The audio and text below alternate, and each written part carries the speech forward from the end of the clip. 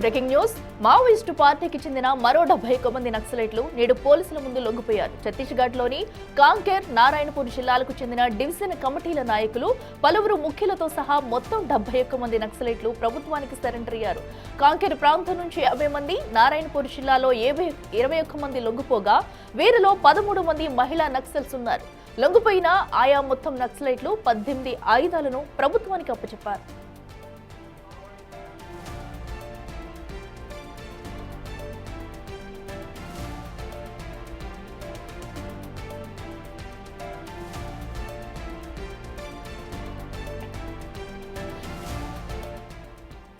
ఇదే అంశానికి సంబంధించి మరింత సమాచారం మా ప్రతినిధి భాస్కర్ అందిస్తారు. భాస్కర్, చెప్పండి. ఈ రోజు అటు మావోయిస్టు పార్టీకి చెందినటువంటి 71 మంది నక్సలైట్లు కూడా లొంగిపోయినట్టు తెలుస్తుంది. ఇంకా ఎవరైనా లొంగిపోయే అవకాశం కనిపిస్తుందా? సిచ్యువేషన్ ఏంటి? ఇప్పటికే ఛత్తీస్గఢ్ జిల్లాలో ఛత్తీస్గఢ్ రాష్ట్రం కాంకేర్ జిల్లాతో పాటు బస్తర్ పరిసర ప్రాంతాల్లో ఉన్న మావోయిస్టులు చాలా వరకు కూడా అంటే లొంగిపోయేందుకు గత 3 రోజుల నుంచి కూడా ముమ్మడి చర్చలు నడిచిన నేపథ్యం అయితే ఉంది.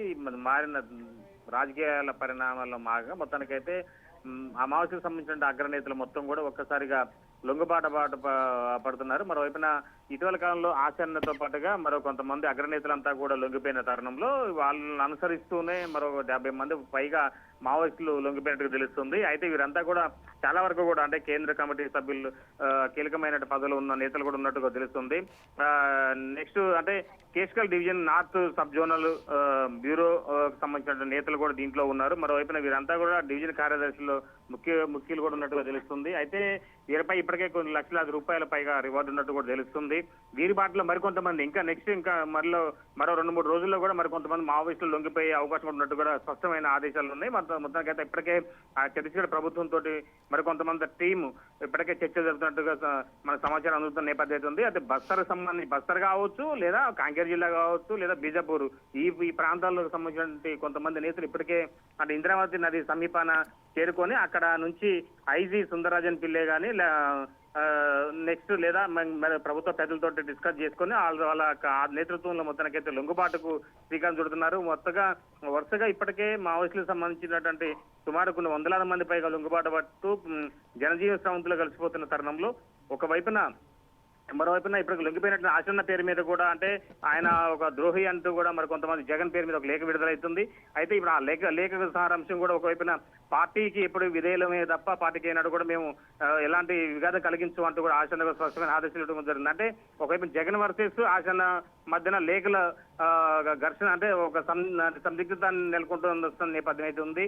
అయితే దీనికి సంబంధించి ఇప్పటికు ఇరువురు నేతల మధ్యన ఒక లేఖల అంశం తారస్థాయి చేరుతున్న తరుణంలో మరోవైపున ముఖ్యమైన నేతలంతా కూడా మావోయిస్టులు మొత్తం కూడా లొంగిపోటు శ్రీకారం చుడుతున్నారు. ఒకవైపు తెలంగాణలో కూడా మరి కొంతమంది ముఖ్య నేతలు లొంగిపోయిన నేపథ్యం అయితే ఉంది. అయితే ఇప్పుడు తాజాగా హిడ్మా కూడా ఇదే బాటలో కూడా ఉన్నట్టు కూడా తెలుస్తుంది. మొత్తానికైతే చాలా వరకు కూడా ముఖ్యమైన నేతలు అంటే నెక్స్ట్ లొంగుబాటు ఉన్నది అని అంటే మాత్రం అది హిడ్మాకి ఆ క్యాడర్ సంబంధించినటువంటి వాళ్ళే లొంగిపోయే అవకాశం ఉన్నట్టు కూడా తెలుస్తుంది.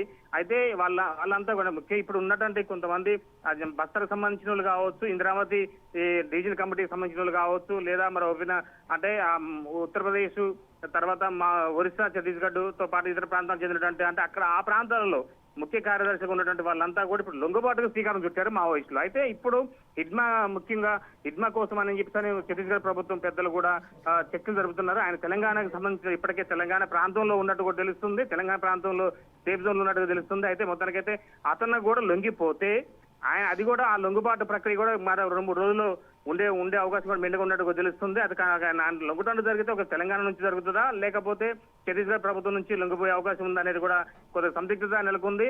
అయితే ఇప్పుడు ఈ లొంగిపోతున్న మావోయిస్టులకు సంబంధించి ప్రస్తుతం మొత్తానికైతే చాలా వరకు కూడా కీలకమైన నేతలతో ఆయుధాలు వీడి ఆ ఆయుధాలను కూడా ప్రభుత్వానికి సరెండర్ చేసుకుంటూ మావోయిస్టుల మొత్తం లొంగిపోతున్నారు. ఇప్పుడు లొంగిపోయిన వాళ్ళలో ఈ రోజు లొంగిపోయిన వాళ్ళు ఎవరెవరు కీలక నేతలు ఉన్నారు అండ్ అలాగే వీరికి మరి ప్రభుత్వం నుంచి ఏమైనా ఆర్థిక సహాయం అందించున్నారా? ఇప్పుడు ప్రభుత్వం ఈ లొంగిపోయిన వాళ్ళలో సుమారు డివిసిఎం డివిజనల్ కమాండర్ లెవెల్లో ఉన్న వాళ్ళు 4 సభ్యులు ఉన్నారు.